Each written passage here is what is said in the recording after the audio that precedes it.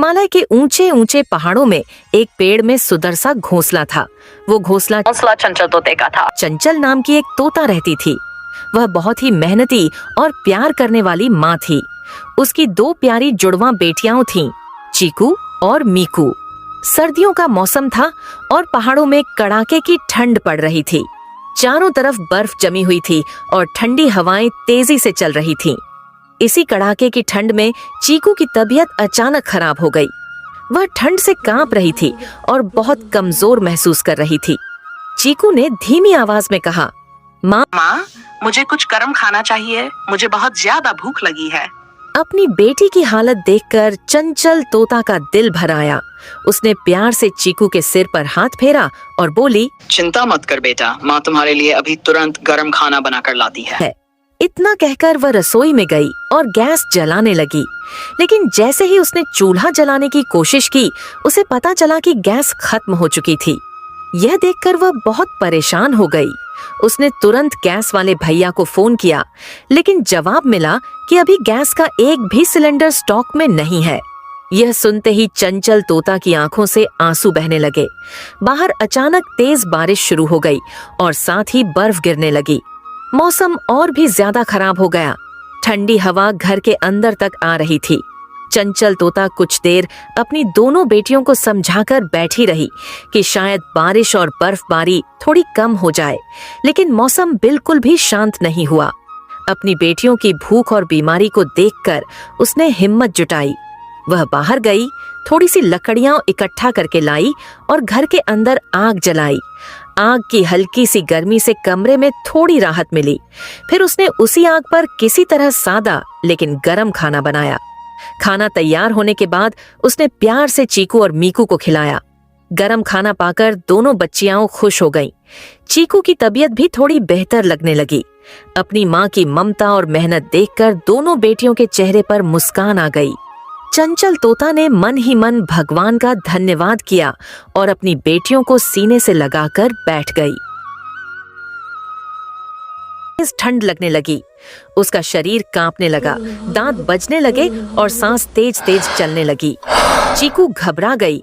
माँ, माँ, आपको क्या हो रहा है? मीकू रोते हुए बोली, माँ, आप ठीक हो जाओ ना। लेकिन चंचल चिड़िया कुछ बोल नहीं पा रही थी। उसकी हालत देख दोनों बहनें डर गईं।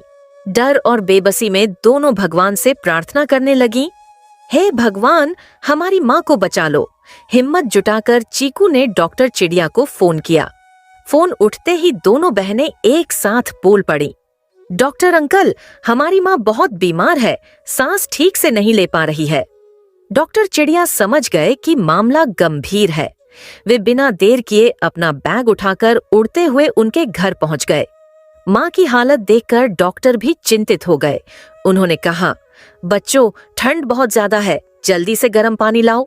चीकू ने डरते हुए कहा, डॉक्टर अंकल, हमारे घर गैस खत्म हो गई है। मीकू ने तुरंत कहा, दीदी, मम्मी ने जो आग जलाई है उसी पर पानी गर्म कर लेते हैं। दोनों बहनों ने कांपते हाथों से बर्तन रखा और आग पर पानी गर्म किया।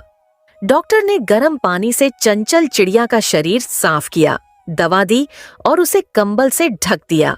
फिर डॉक्टर ने दोनों बच्चियों से कहा, तुम दोनों भी जल्दी से स्वेटर पहन लो, ठंड में कमजोर नहीं पड़ना चाहिए।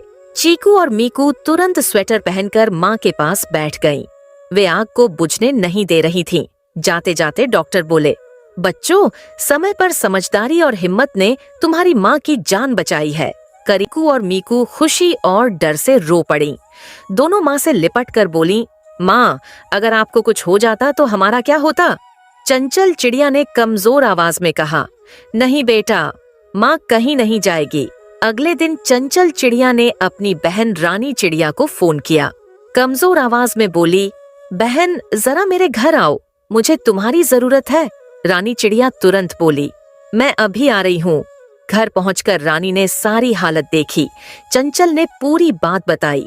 रानी चिड़िया ने उसका हाथ पकड़कर कहा, बहन, चिंता मत करो, जब तक तुम पूरी तरह ठीक नहीं हो जाती मैं सब संभालूंगी। तीनों एक दूसरे से लिपटकर देर तक रोती रहीं। अगले कई दिनों तक रानी चिड़िया रोज लकड़ियां लाती, अपने घर से छोटा चूल्हा लाती और चंचल के घर खाना बनाती रही। वह चीकू मीकू को भी प्यार से खिलाती और पढ़ाती। करीब 10 दिनों बाद चंचल चिड़िया की तबीयत पूरी तरह ठीक हो गई। वह रानी चिड़िया के गले लगकर बोली, बहन, तुमने साबित कर दिया कि सच्ची दोस्ती क्या होती है।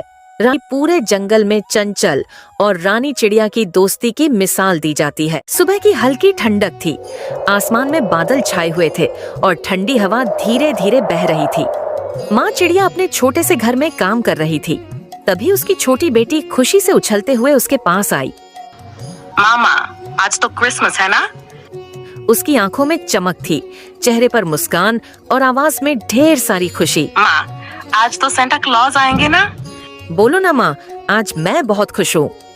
माँ चिड़िया ने मुस्कुराकर अपनी बेटी के सिर पर प्यार से हाथ फेरा और बोली, हाँ बेटा, आज क्रिसमस है, आज सेंटा क्लॉज जरूर आएंगे। यह सुनते ही खुशी से ताली बजाने लगी। फिर माँ ने प्यार भरे लेकिन समझदारी वाले स्वर में कहा, पर बेटा, आज हमें नहा धोकर साफ होकर चर्च भी जाना चाहिए, भगवान का धन्यवाद करना चाहिए, क्योंकि जो हमारे पास है वही सबसे बड़ा तोहफा है। हाँ ठीक है, हम चर्च चलेंगे, फिर घूमने भी चलेंगे। आप चलोगी ना माँ? माँ चिड़िया हल्की हंसी के साथ बोली, हाँ बेटा, पास ही में मेला लगा है, हम सब वहीं जाएंगे। माँ, मेरी दोस्त रानू भी तो है। हाँ बेटा, माँ ने प्यार से कहा, आज सब साथ चलेंगे। माँ, आज कुछ खाना भी बनाना चाहिए, जैसे मिठाई, पूरी और सब्जी। माँ चिड़िया एक पल के लिए चुप हो गई। उसके मन में चिंता भी थी, लेकिन बच्चों की खुशी के आगे सब छोटी लग रही थी। हाँ बेटा, उसने मुस्कुराकर कहा, आज रात को सब बनेगा। इतनी बातें हो ही रही थीं कि अचानक जोर जोर से बारिश होने लगी। माँ, बारिश हो रही है, हमें अंदर वाले कमरे में जाना चाहिए।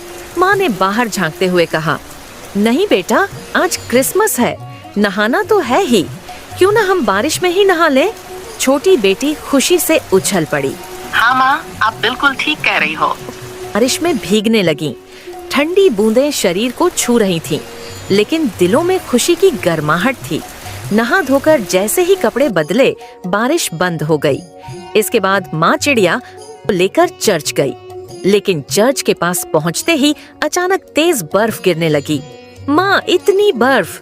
छोटी बेटी डरते हुए माँ से चिपक गई, अपने पंखों में समेट लिया और बोली, डरो मत बेटा, भगवान हमारे साथ है। लगभग 2 घंटे तक सब लोग चर्च के अंदर ही रुके रहे। बाहर बर्फ गिरती रही और अंदर लोग हीटर के पास बैठकर प्रार्थना करते रहे।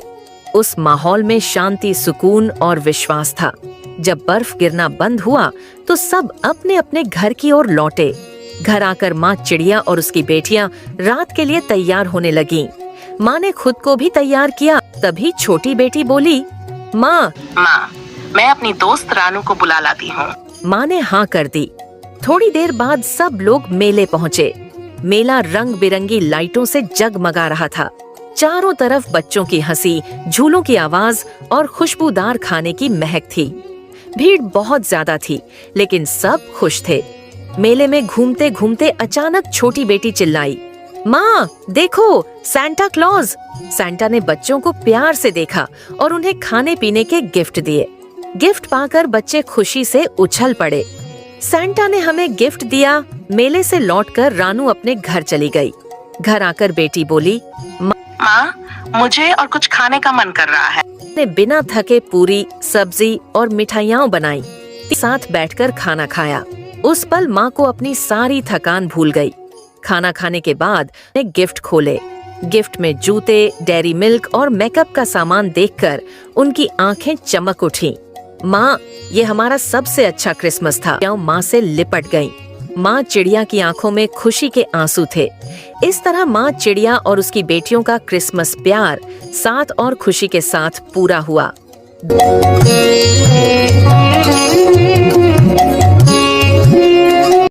हिमालय के ऊंचे ऊंचे पहाड़ों में एक पेड़ में सुदर्शा घोंसला था। वो घोंसला चंचल तोते का था। चंचल नाम की एक तोता रहती थी। वह बहुत ही मेहनती और प्यार करने वाली माँ थी। उसकी 2 प्यारी जुड़वां बेटियां थीं, चीकू और मीकू। सर्दियों का मौसम था और पहाड़ों में कड़ाके की ठंड पड़ रही थी। चारों तरफ बर्फ जमी हुई थी और ठंडी हवाएं तेजी से चल रही थीं। इसी कड़ाके की ठंड में चीकू की तबीयत अचानक खराब हो गई। वह ठंड से कांप रही थी और बहुत कमजोर महसूस कर रही थी। चीकू ने धीमी आवाज में कहा, माँ, मुझे कुछ गर्म खाना चाहिए, मुझे बहुत ज्यादा भूख लगी है। अपनी बेटी की हालत देखकर चंचल तोता का दिल भर आया। उसने प्यार से चीकू के सिर पर हाथ फेरा और बोली, चिंता मत कर बेटा, माँ तुम्हारे लिए अभी तुरंत गर्म खाना बनाकर लाती है। इतना कहकर वह रसोई में गई और गैस जलाने लगी। लेकिन जैसे ही उसने चूल्हा जलाने की कोशिश की, उसे पता चला कि गैस खत्म हो चुकी थी। यह देखकर वह बहुत परेशान हो गई। उसने तुरंत गैस वाले भैया को फोन किया, लेकिन जवाब मिला कि अभी गैस का एक भी सिलेंडर स्टॉक में नहीं है। यह सुनते ही चंचल तोता की आंखों से आंसू बहने लगे। बाहर अचानक तेज बारिश शुरू हो गई और साथ ही बर्फ गिरने लगी। मौसम और भी ज्यादा खराब हो गया। ठंडी हवा घर के अंदर तक आ रही थी।